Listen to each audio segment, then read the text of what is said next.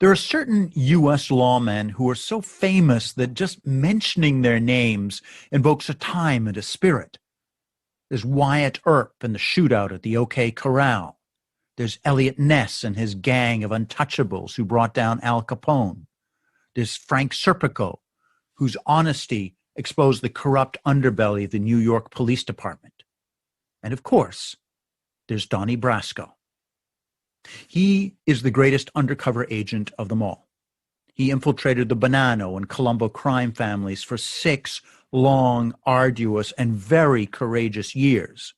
He risked his life to smash the control of the mafia in America, and his work resulted in hundreds of arrests and convictions. And today, Donnie Brasco joins us on Crime Waves.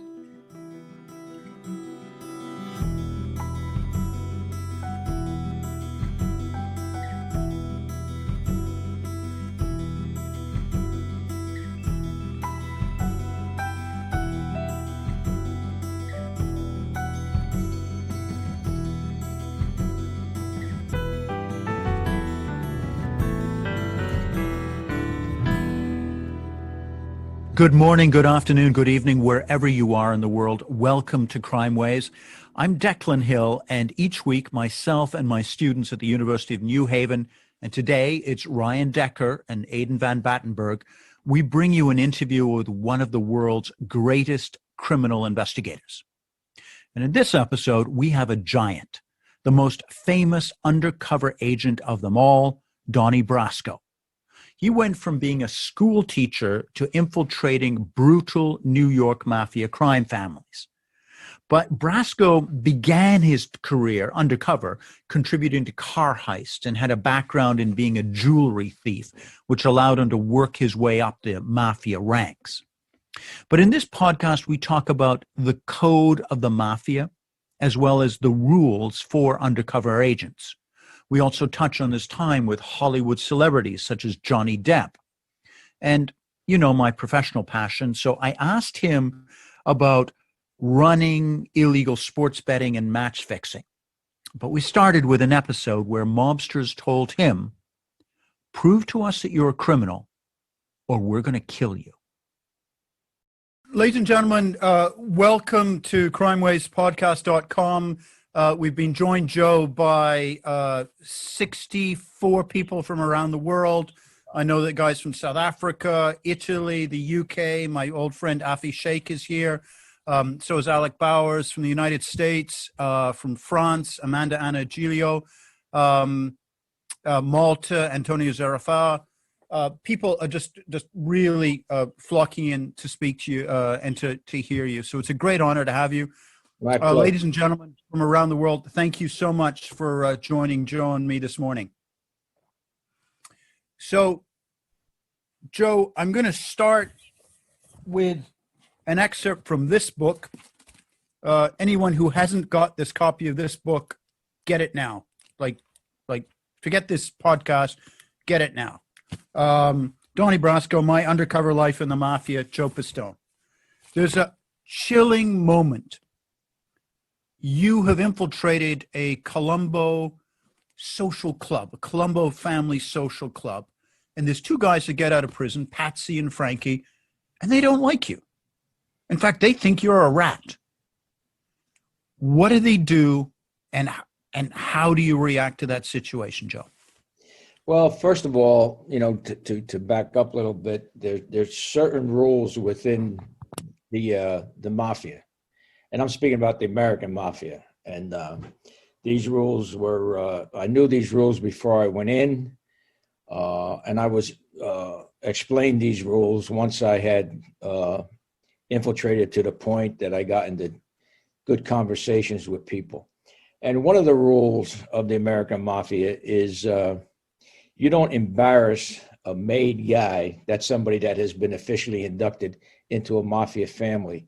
You don't embarrass them in front of other people. Second rule is you don't lay your hands on a made guy. You do not put your hands on a made guy.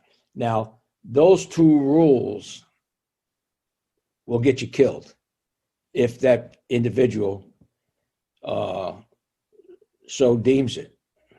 So as an undercover, it's good to know the rules of the mafia, and there's other rules which we'll get into later.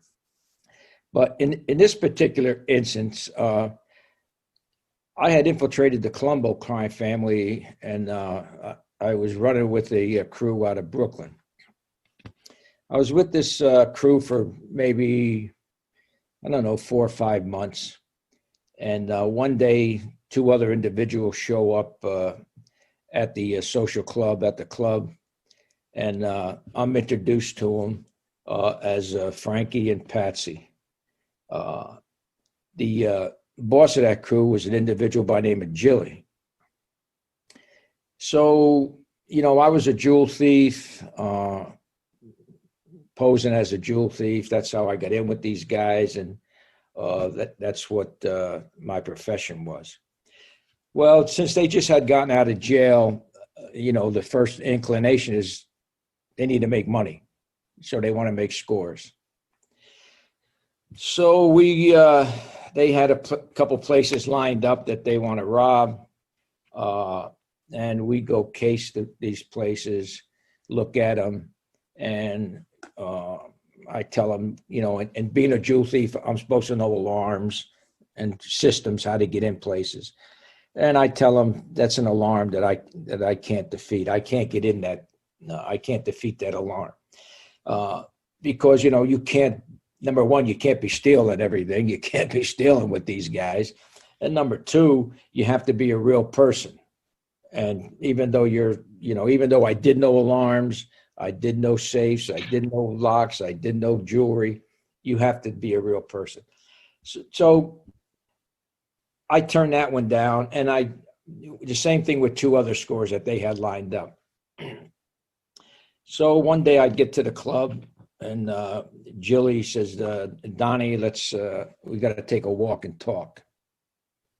And for those of you who don't know, a walk and talk is exactly what it is. You're out in the street walking and you're talking.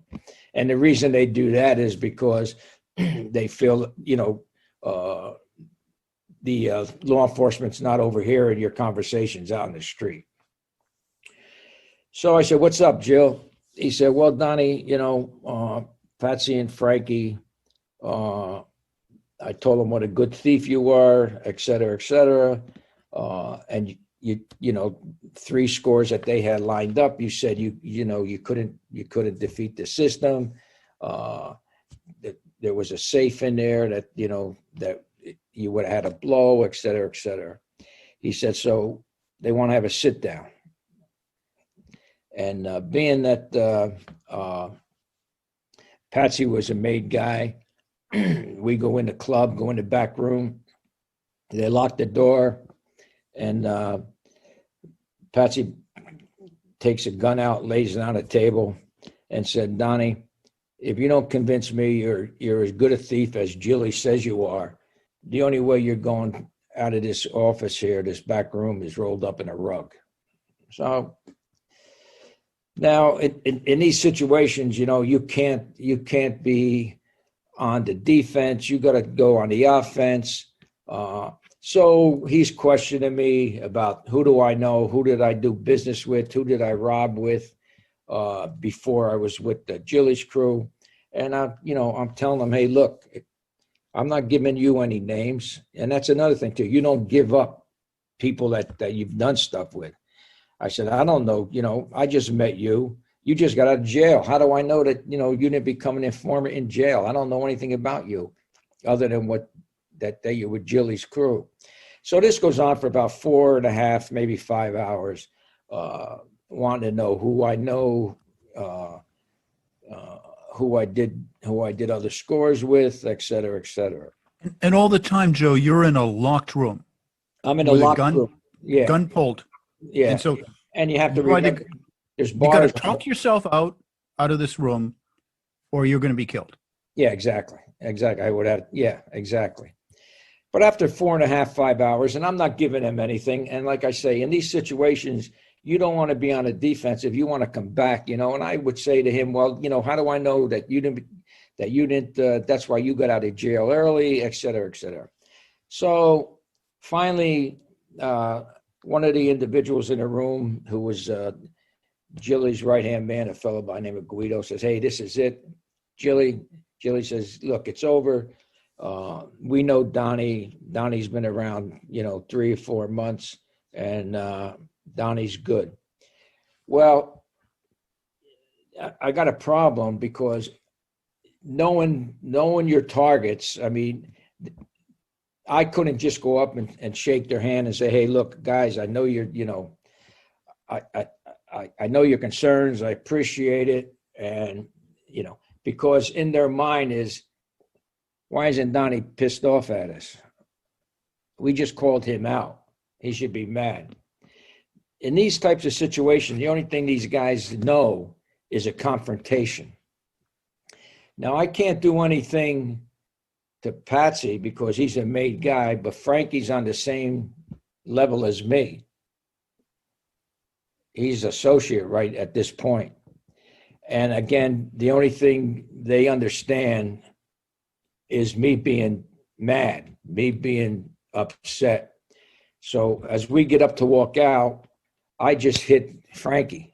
I just clock him, and he goes down. So now I'm in a fight with him, but Patsy's beating the hell out of me, but I can't do anything to him because he's a made guy. So I gotta take his hits, but I can do all I want to Frankie. And then finally they break it up. Now, again, you have to know your target group. You have to know how they react to certain things. So after it's all over, I finally say to Jilly, let's take a walk and talk. So we go outside and I tell Jilly, look, nothing for nothing, but you and I have been close, and I can't come out here anymore because it's not going to end well with these two guys. You and I are friends, but I can't come out here and hang out anymore. So that's what happened in that situation. Tell us a little bit more about the code, because my academic hero, Diego Gambetta, wrote a brilliant book called The Code of the Underworld, where he breaks this down, I think. So tell us, if you don't mind, a little bit more about these rules of the mafia, the rules inside this organization. Well, what I was told, and once I had known these from number one, growing up in that environment. I grew up, it's a kind of neighborhood. I grew up in an all Italian neighborhood that, there were wise guys in it, and you hung around, so you knew them. But once I had infiltrated to a point, then they sat me down, and they said, "Donnie, we have some rules, that you have to abide by if you want to be with us." And it's crazy because I had a bushy mustache at the time. And one of the rules, they said, "Donnie, you're going to have to shave your mustache. We don't want any facial hair, long hair. We want you to be neat at all times." I said, "Well, that's not a problem. I can shave my mustache. And we want you to dress nice at all times." Now, that doesn't mean a suit and tie, but they want to see you, clean pants, clean shirt. If you go out at night, we want to see you with a sport jacket. I said, "Well, that's not a problem." Now, those rules, if you break those rules, they're not going to get you killed, but it'll show you don't have respect for them, and so you're not going to really advance. And then they said that, now, you break these rules, and you're going to get killed. The person has a right to kill you. And of course, one of them was, if you get into a verbal confrontation with a made guy, you can't embarrass him in front of other people if you're not a made guy. If you do, then he has the right to kill you. You can't lay your hands on a made guy. So if you're in this verbal confrontation and a made guy gives you a slap, you go back at him physically, you're dead. You're dead. So that'll get you killed. I said, okay. The third one is you don't steal money from the family. If you're in a deal and it's an illegal deal with the family and you steal money, that'll get you killed. you become a snitch, you become an informant. That'll get you killed. And the next one they told me, you don't fool around with a made guy's wife, daughter, or girlfriend. That'll get you killed. So they had these rules that they lived by. But just a sec, Joe. I mean, that's the thing that's so interesting about reading your book, or one of your books, by the way. I'm just going to plug this again: Donnie Brasco, My Undercover Life in the Mafia, and the other one is Donnie Brasco, Unfinished Business. If you haven't read these two books, if you haven't listened to Joe before, they're extraordinary. But Joe, I mean, there's the time where the daughter of one of these big mobster guys is stroking your leg under the table. What was that all about?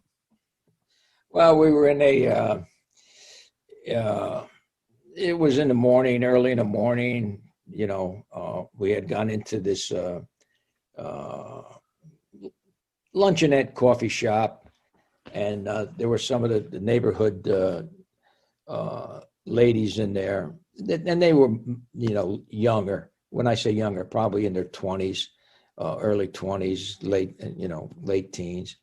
And so, when I say we, was myself and some of the other wise guys. We went in to have coffee and get some breakfast. And we're sitting down, and all of a sudden, I feel a foot on rubbing my leg, and I look down, and it's one of the wise guy's daughters, so, you just have to, you can't say anything at that point in time, because, you can't upset her, because she can say anything, to her father, and then you got a beef coming. So what I did is I just excused myself, said I go to the men's room, and, sat in a different place when we came back. Another time, one of the young ladies that I knew, and I would see her out in the clubs around Manhattan, and she became flirty. So again, you can't insult them, because you never know what they're going to do. Go back and say anything to their fathers. So I just told her, hey, look, I'm close with your dad. You know how close your dad and I are. And the kind of guy I am. You never see me with the same female twice.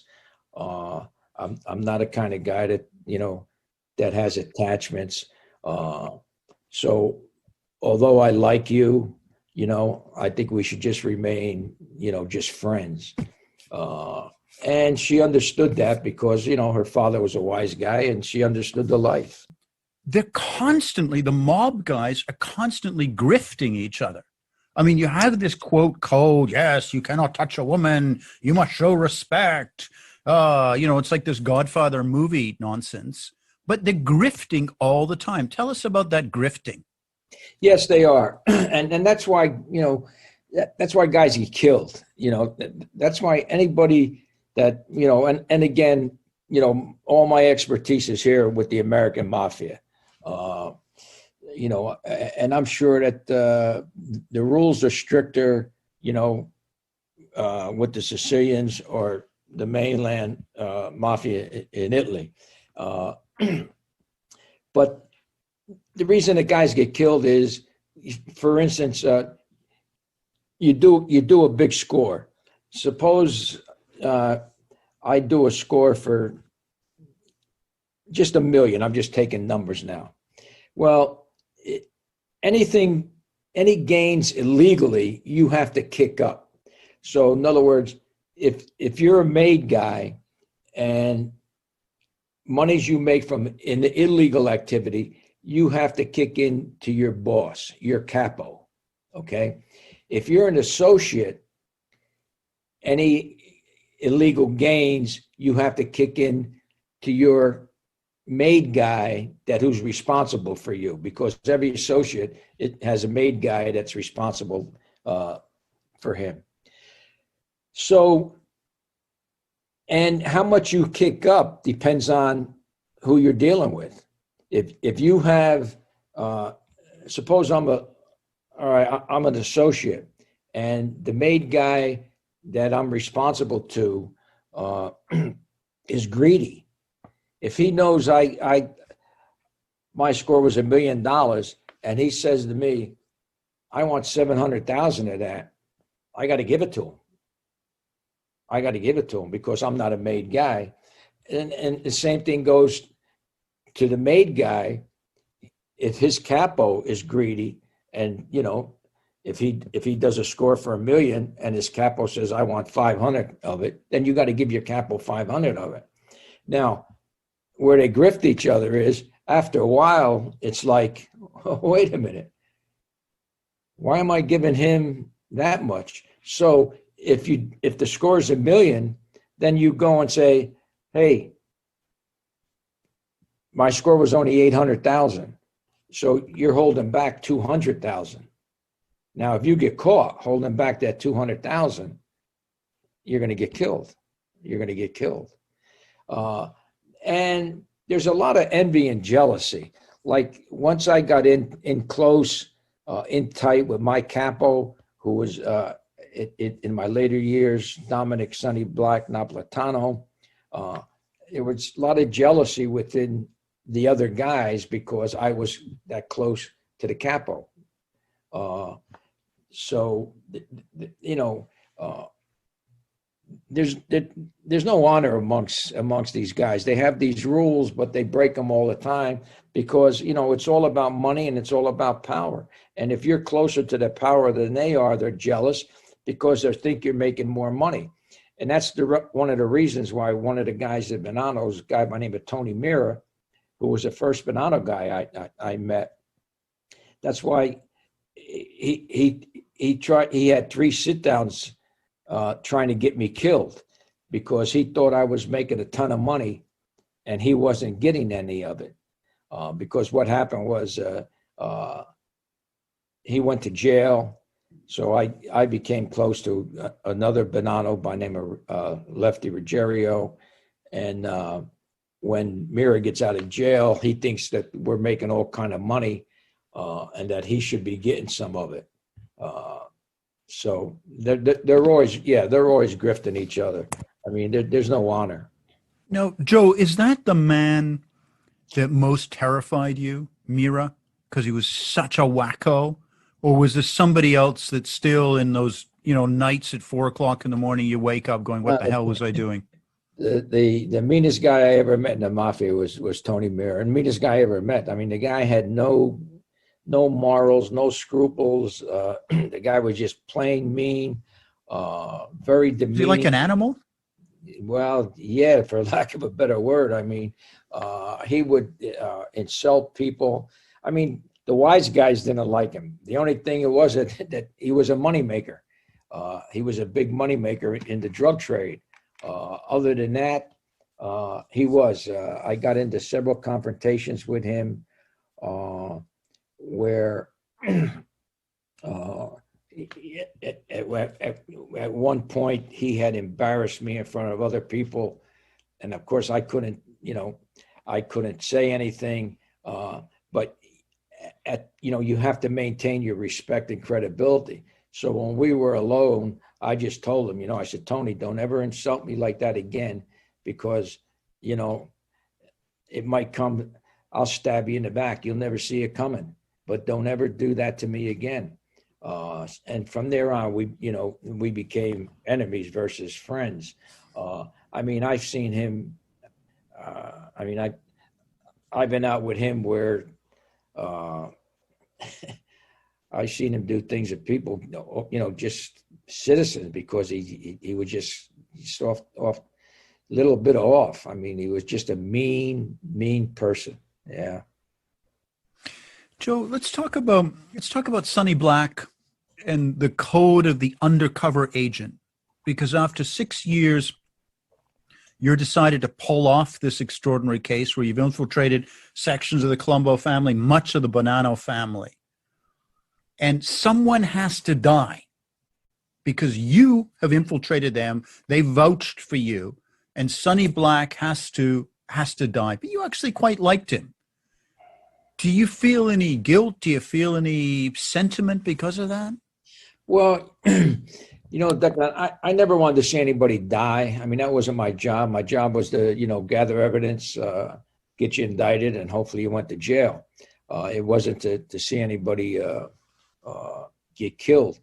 But at a certain point in time, I knew that, once this thing ended, that several people were going to get killed over their association with me. But, on the other hand, I never enticed anybody to do anything illegal. They were gangsters before I got there. They were gangsters while I was there, and they were gangsters after I left. Unfortunately, several of them got killed. I had a good relationship with Sonny Black because although Sonny Black was Sonny Black was a killer too. But he was the kind of guy you can sit and have normal conversation with. It wasn't the mafia or illegal activities 24/7, where some of these guys, you couldn't have a normal conversation because their whole mindset was the mafia. So yeah, I had a good relationship with Sonny. In fact, I used to stay at his apartment with him when I didn't want to. Tell our audience that story of you were pulled out, and then the FBI comes and tells Sonny Black and Tony and Lefty and that you are an FBI agent. They don't believe you, and then when they finally do, Sonny disappears. And after a month or so, his girlfriend, a longtime girlfriend, reaches out to the FBI to have a conversation with you. Tell us about that conversation. What happened was, like I said, I became really close with Sonny Black. And when the operation ended, and the reason it ended because there was friction within the Bonanno crime family. Three capos were trying to take over the family because the boss was Rusty Rastelli, who was in jail, and Sonny Black was on the opposition side with Joey Messina. But what happened is that that's the reason that we ended it, because the Sonny Black's side that I was with killed these other three captains. So now we got a war going on within the Bonanno family. Sonny Black gave me a contract to kill one of the guys that didn't show. 4 guys were supposed to show, only 3. So I had the contract to kill the 4th guy. Well, it comes a point now where the FBI wants to end the operation. So they go to the Motion Lounge, and they tell Sonny, hey, we want to let you know that Donnie Brasco is really an FBI agent. And Sonny says, well, I don't know, They leave. He calls the whole crew together, and they can't believe that I'm an undercover, that I'm an FBI agent. Their feeling is, hey, the FBI kidnapped Donnie and trying to make an informant, brainwashed him, and all that. Well, finally, when it becomes known, once the indictments come out, and then they have to believe that I'm an undercover agent. So Sonny Black gets a phone call to go to a sit down, and so he goes into the Motion Lounge, which was our social club, and he says to the bartender, he takes off his diamond ring, takes all the money out of his pocket, takes all the keys off his key ring except for his car keys, puts his wallet, everything on a bar, and says to the bartender, I'm going to a sit down, and I'm probably not coming back. Now, for somebody that's worked these guys and worked criminal cases my whole 27 years in the FBI, that's a gangster. I mean, that's a real gangster. He knows he's going to a sit down, and he says, I'm probably not going to come back. And yet he goes, calls his girlfriend, and says to her, look,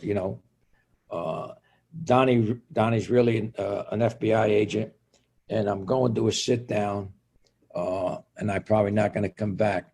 What I want you to do is I want you to call the FBI, and I want you to have a meeting with Donnie. So he says, if I don't come back. So after a few days, when he never shows up at any place, she calls the FBI and she says, I'm so-and-so. I want to have a meeting with Donnie Brasco. So they call me and they say, do you know this lady? I say, yeah, I know her. She's who she is. So they fly her down to Washington, D.C., and we go out to dinner, myself, her, and two agents. And she said, Donnie, she says, here's what happened.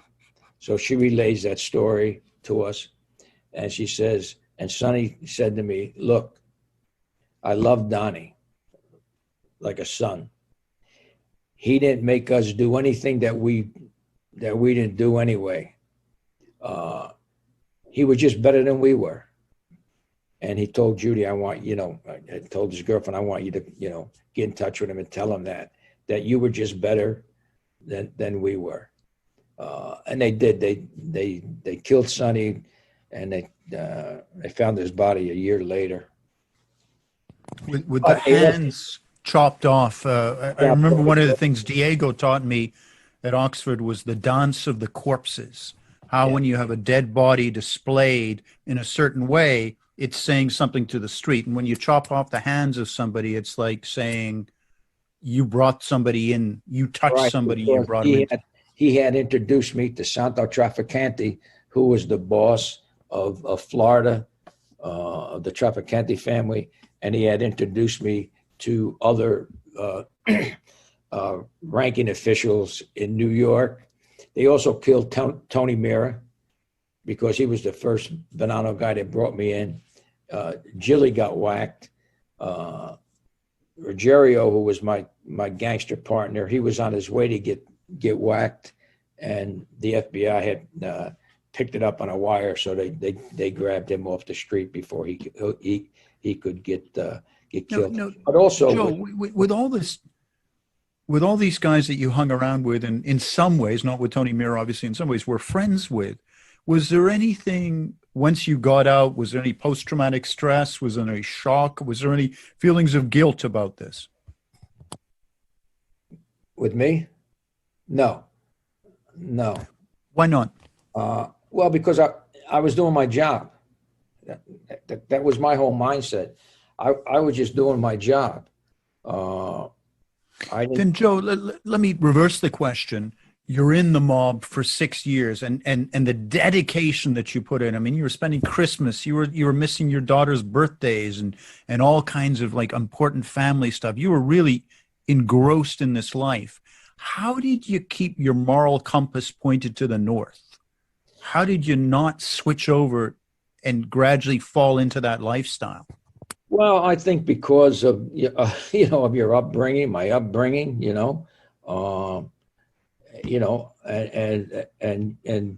and faith, and just upbringing, being knowing what's right and what's wrong.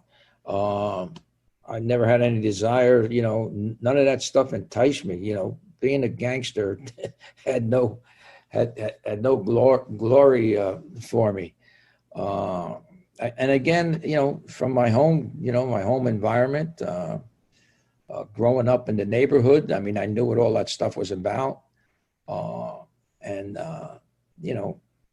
dad always told me, don't get too involved with those guys, No, Joe, you certainly did get involved with them. And now you travel around the world, New Scotland Yard, many of the police forces in the Balkans, across Europe, Italy. You teach undercover techniques. what is the number one undercover technique that you want these police officers to understand and know?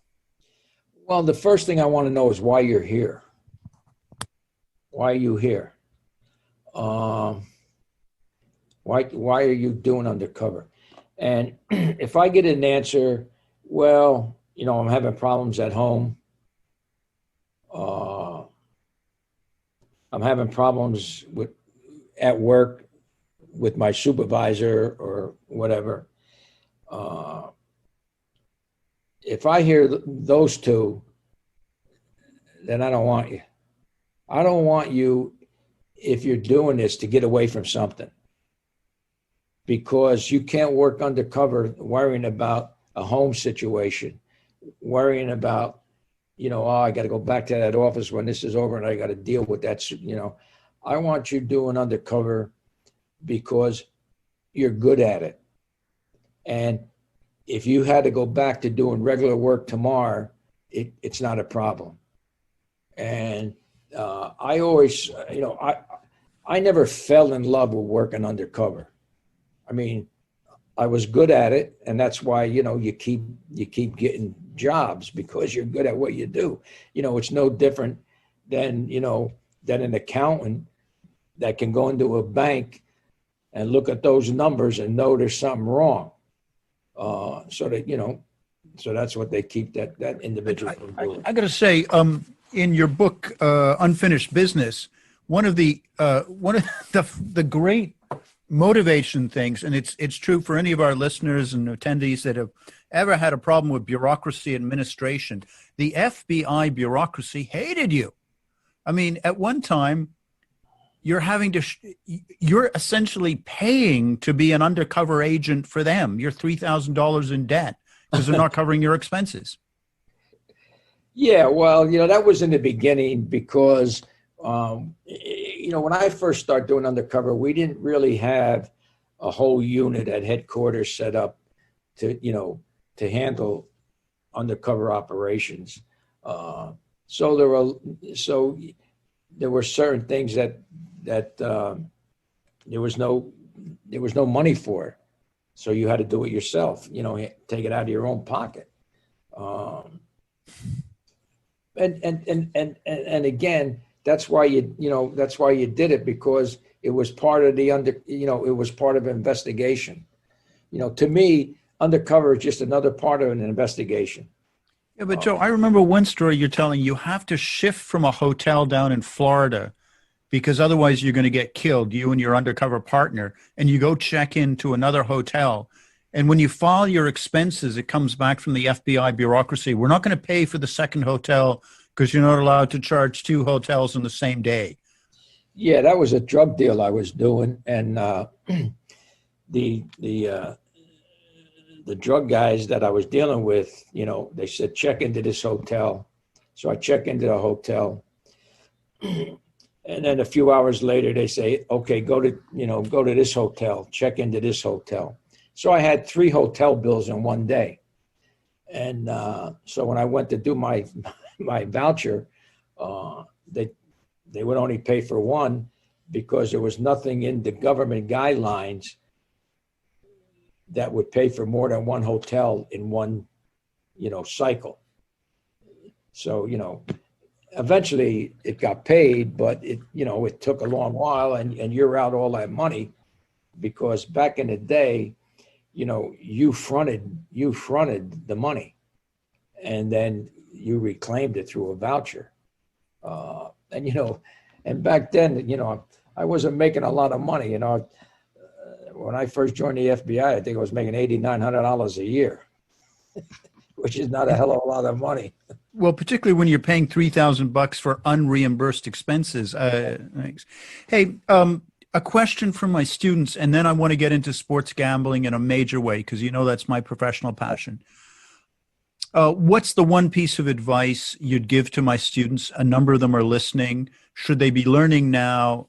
Pistols, unarmed combat, study hard, read books. What's the skill that they need to have now? Well, I think one of the skills is, look, if you have to get into a confrontation, that's the last thing you want to get into.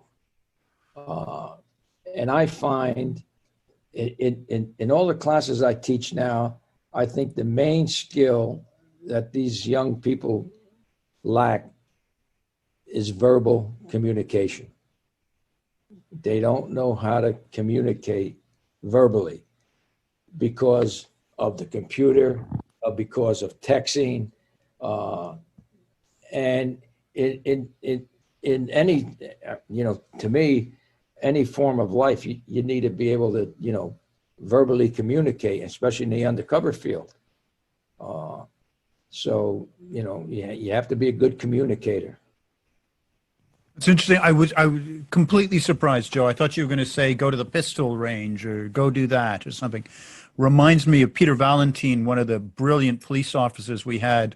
And I asked him, when you go to a crime scene, what's the best techniques you bring? Is it DNA, blood splatters, fingerprints? And he goes, no, it's your brain. Exactly. Yeah. Look, let's talk. That's why, that's why communications, I mean, look, you don't infiltrate somebody via texting them, you have to see them face to face. You have to look in their eyes. You have to be able to read their body language. And again, you have to be verbal communicative. Sports gambling. It's my passion. You can see I've got your books here, and then I've got some of my books here. Yeah. How big is sports gambling to the mob? Is it bigger than drugs? Is it smaller than drugs? Sports gambling is very big to the mob. Why? Because it's a 365-day-a-year operation, and everybody can do it. The lowest guy on the mob totem pole can be a bookie.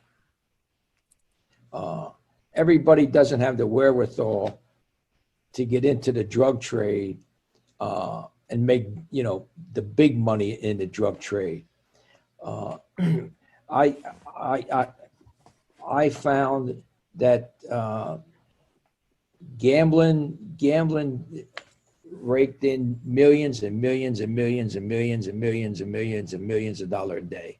And like I say, it's a 365-day-a-year moneymaker.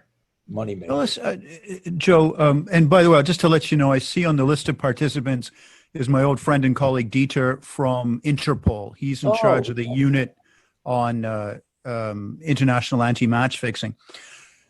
Joe, tell Dieter, myself, all our listeners about gambling addiction, because Lefty Ruggiero was this made guy, 26 kills, but he was a gambling addict. Tell us about that, please. Well, gambling addiction is no different than alcoholism, I guess, or drug addiction. I mean, and, they're always looking for the next score. And, I was always asked, well, isn't legal, gambling going to hurt the mob's business? And the answer is no. Why? Because, I have my local bookie. It's between me and the bookie how much I bet. The government's not involved. If I hit big, I'm not sure. And this is what goes through their minds. I'm not paying taxes on it. If I hit big, I just have to give my bookie a little bit, whatever I want. He doesn't take, a set amount from what the government's going to take. And you'd be surprised. I know back in the day, I mean, just the numbers racket, how much was bet on the numbers, how much is bet on sports booking. But the real addicted gambler, he doesn't want to share this with the government. He wants his, and plus the fact, he can run up his debt with the bookie. I mean, who knows what's going to happen if he doesn't, if he's on a losing streak. Joe, what's your thoughts on the legalization of sports gambling in the United States, the one that's come in 2018 and is now going state by state across this country? They're in it to get the tax dollar. Is it going to affect the illegal sports gambling? No, I don't think so. no. Can Again, you repeat that? Because I think there's 2 or 3 journalists and they're going to be looking for a story to write on our interview. Guys, please mention this podcast. But Joe, can you just repeat it so the journalists yeah, can pick this up? I don't think legal, states legalizing gambling is gonna cut into the mob in the gambling business. What people don't realize is that in neighborhoods, right? I mean, you may have the little old lady, that goes to the bookie, in the neighborhood, and everybody knows who the bookie is in the neighborhood. It's no big secret, and bets her dollar or $2. You know what I mean?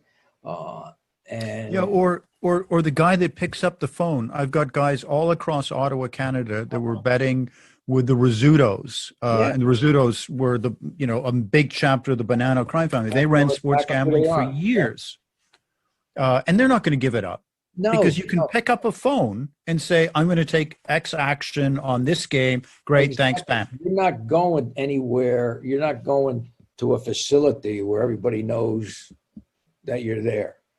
Now, the people like to go to Vegas and Atlantic City because they like to play the slots. The biggest, you know what the biggest money maker in casinos is, right? The slot machines. That's the biggest money maker. And Right. who do you see sitting at the slot machines? Mostly elderly people. I just was in outside of Baltimore, giving a talk to a police group, and it was, the conference was in a casino. Well, you walk through the casino, and those slot machines are dinging like crazy, with people, 50s, 60s, and 70s. Joe, don't even get me started on that. The elder abuse, the coaches, the buses that show up in front of a retirement home that put elderly people on and drive them off. And I'm sorry, but I'm tired of going to conferences of financial investigators or police and law enforcement held in a casino. Like, guys, choose a better location. It happens frequently. I'm just Unfortunately, that's who gives them the best deal, forget about it. Forget about it. Like, really, just forget about it. Like, just go somewhere else. The symbolism of having it in a casino is wrong. Hey, listen, you see, I'm already beginning to speak like you, Joe. Look, we've done so many conferences together.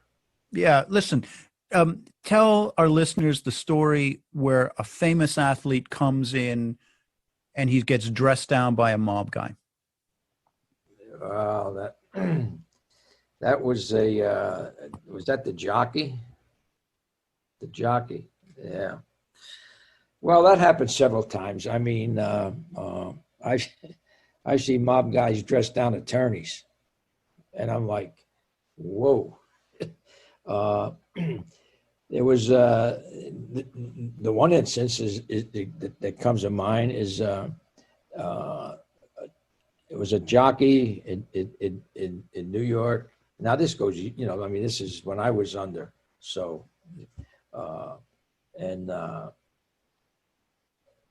he had lost the race, and he was supposed to win the race, and they grabbed him in the parking lot, after, and just laid into him. But that, it's not only with athletes. I mean, it's with anybody. Like I say, I've seen him. I've been in lawyers' offices with wise guys that I'm like, my God, and this guy sits there and takes it. Well, because he's going to get a brown bag full of cash. So, he'll lower himself as far as he wants to, or as far as he can, to get that load of cash. But that's the one thing about, that's why these gangsters are successful. And we've talked about this. You can't embarrass them. I mean, they don't even get embarrassed by, any citizen doing anything, because their mindset is, what they're doing is right, and the citizens are the suckers, and that's why they've been successful, for so long. I think the other thing, I remember one time when I was doing my PhD in Oxford, I had to go to Kenya to do some work, and I was living in a small shack in the slums, and they attacked us in the slum. A bunch of guys got the machetes. They heard that a Mazinga, foreigner was staying there, and they came and attacked this place with machetes. And we fought our way out of the thing, and we're on the street afterwards as me and these 4 or 5 guys. And the thing that the guy says over and over and over again is respect. They didn't respect me, and we're now going to have to go find them and teach them respect. And I realized at that moment, empirically, viscerally, with my hands and fingers, that respect means life or death on the street. Yes, respect, and the two things you have to maintain are your respect and your credibility. If you lose either one of them, you're a target. Then you're the prey. Then you're the prey. If you lose either, your respect or your credibility. Joe, let me ask you a general question. Does the American Mafia, La Cosa Nostra, does that still exist, or has it been killed off? No, the American Mafia, La Cosa Nostra, still exists. Are they as strong as they were back in the day? No. Why? Because we took away their ability to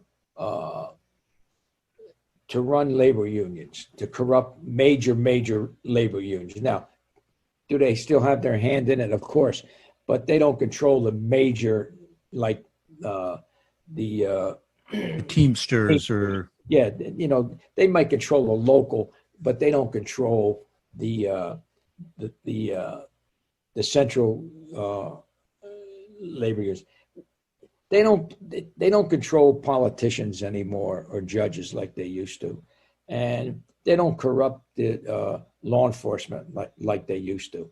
Now, is that to say that here and there they don't corrupt somebody? No, but on a major scale, no. And the reason I think the reason being is that the older guys, they had the wherewithal to sit down with politicians, with judges, with union leaders. The younger guys, it's now. They want it now.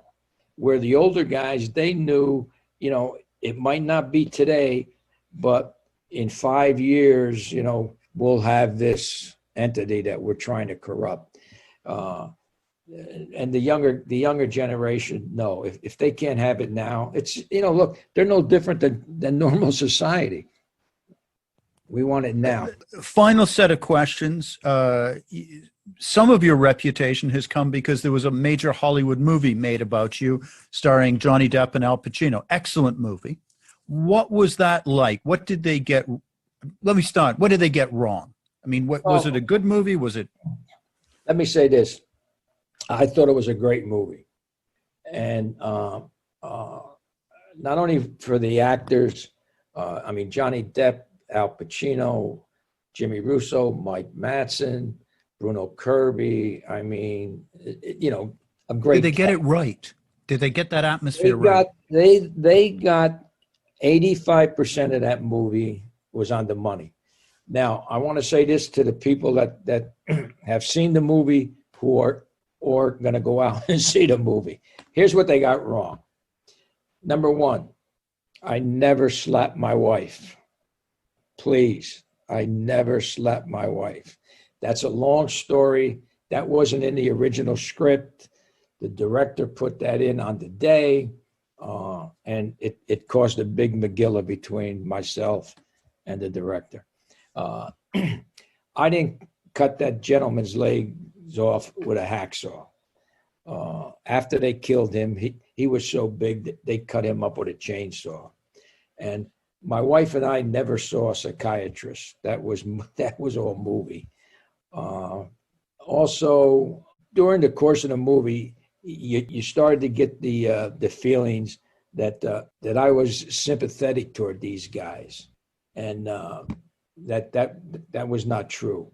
And when I brought that out, the answer was, look, we're trying to make you out a hero in this movie.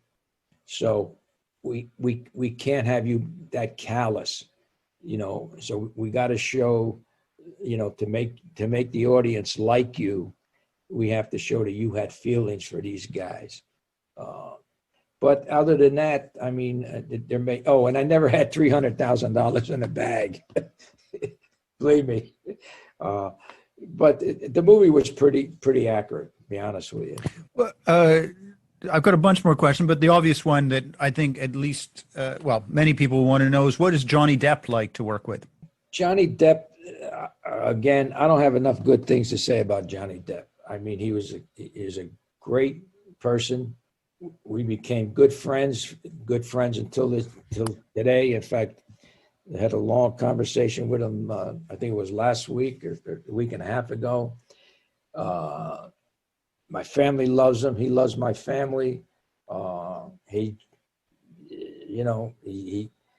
always treated everybody on that set with respect. You never got the impression that, hey, I'm Johnny Depp, I'm the star. I mean, he's just a great guy. Let me ask you my final question, and then many of the audience and Diego has many questions, Joe, if you don't mind sticking around. We've worked together a number of times, Joe, and one of the times was in Germany in a place called Passau. You brought your wife over and we met your daughter. You gave an amazing presentation. And then I remember the next night we went to a little dinner in this kind of ancient city, and we're sitting there having German food, and the stock market, this is September, October 2008, the stock market is going on a toboggan ride down because of widespread fraud, widespread ripping off of millions of Americans, causes $19 trillion in problems around the world, lost earnings. Do you look back now, you've done fantastic work against the mob, but do you think, you know what, I should have gone after those jerks. I should have gone after another group? Well, to me, it was whatever the case there was. And it just so happens that, at that point in time, it was the mob. I worked other undercover cases, and to me, it didn't make any difference who the group was. It was whatever group was the target of the office at that time, or the FBI, and I was the one suited to conduct the investigation. That's what I went after. But yeah, I agree with you. I mean, we got great undercover agents that are stocks and bonds guys that know the market, that are great white collar guys, and they're great white collar undercover. Yeah, but they never made any of those guys do the perp walk. Yeah. Like that group that caused that devastation that we're still feeling 10 years after the Great Recession, none of those guys ever did the perp walk. Listen, Joe. To me, that's what people have to remember is that the FBI investigates the cases, and the Department of Justice makes the decision whether they're going to prosecute the cases. So, Joe, in the way that you've lived your life, you've been a model and a lesson for many people. I want to thank you, first of all, for sharing so much time with me and our listeners this morning. And also thank you very much for your work.